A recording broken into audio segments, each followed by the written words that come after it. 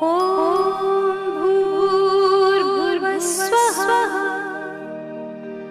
तत्सवितुर्वरेण्यं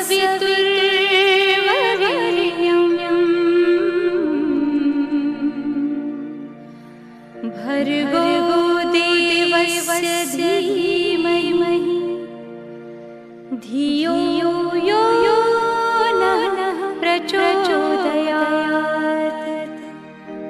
ॐ भूर्भुवस्वः तत्सवितुर्वरेण्यं